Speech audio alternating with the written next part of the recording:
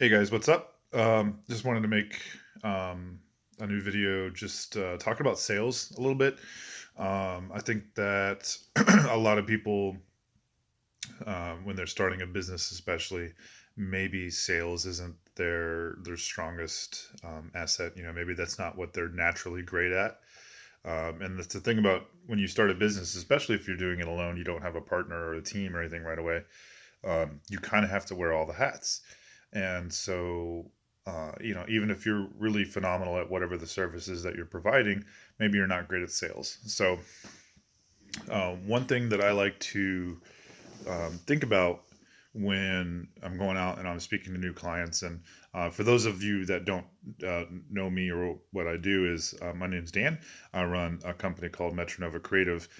We do branding for small businesses, so we help small business owners with things like logos and websites and printing and marketing, and help them kind of develop their brand awareness and grow, obviously. So uh, but one thing that I like to do is make these little videos that kind of um, share some of my experiences and my advice throughout the first few years of business.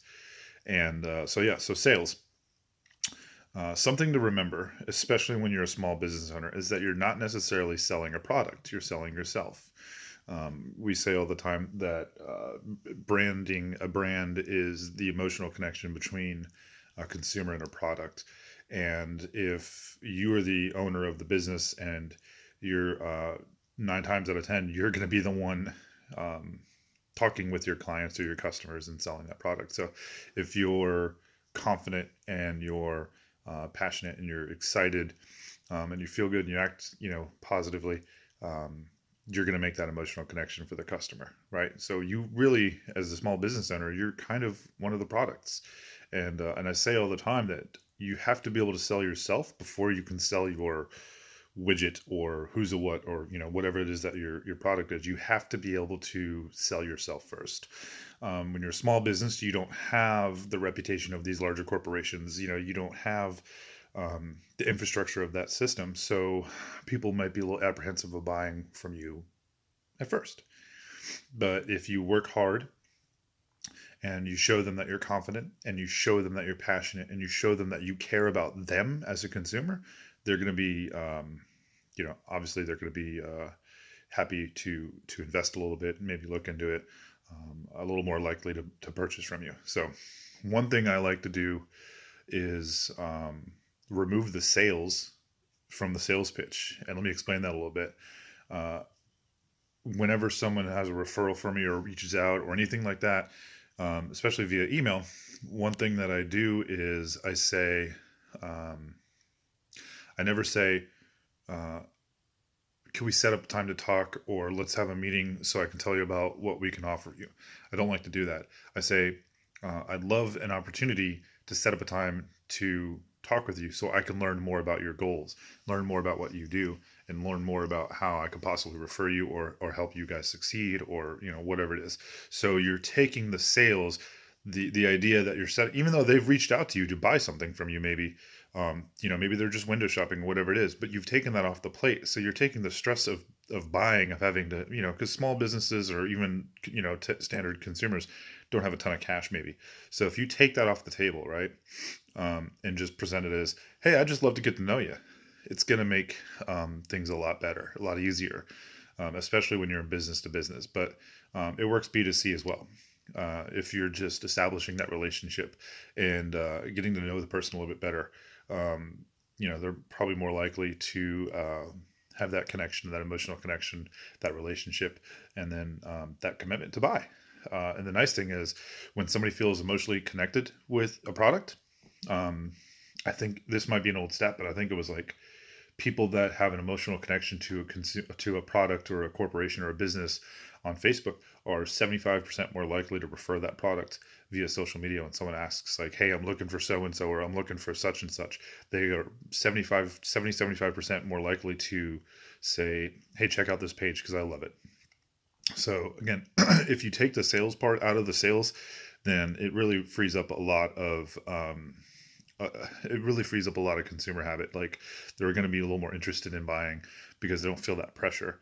I mean, think about when you go to, a car lot, and maybe you're just looking. People don't like, salespeople are rushing up to you and they're throwing your business card in your face and, oh, come on here, just call me whenever you need and let's work and let's test drive. Like, maybe just leave me alone, back off a little bit.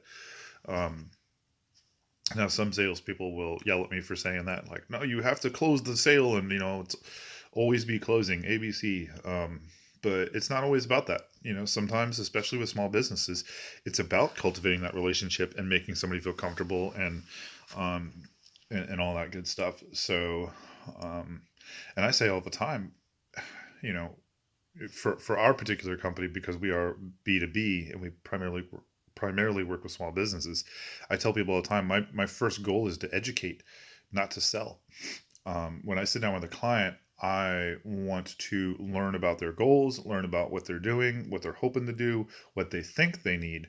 And I'll say, and I say this all the time, here's what I think you should do, whether it's with us or if you do it in house or even if you hire one of our competitors. But this is what I think you should do.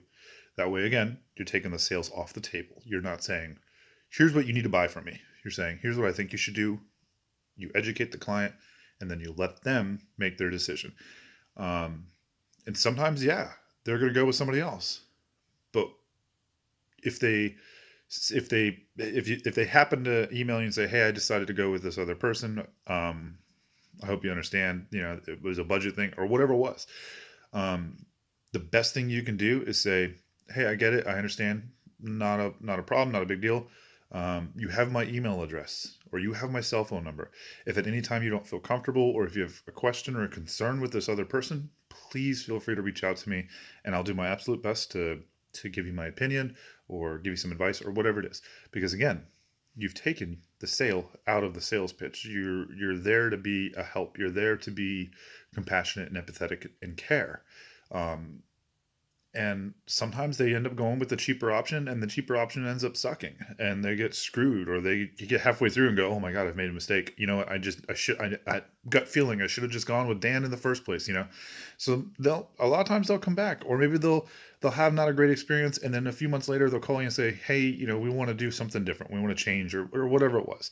The most important thing you can do in sales, especially as a small business owner, is develop that relationship and be empathetic and be um, a voice of compassion for that person. If you put that little bit of time and effort in, it really will pay off in the long run. So um, just a thought I had, I wanted to share. Hopefully it does some good for you guys.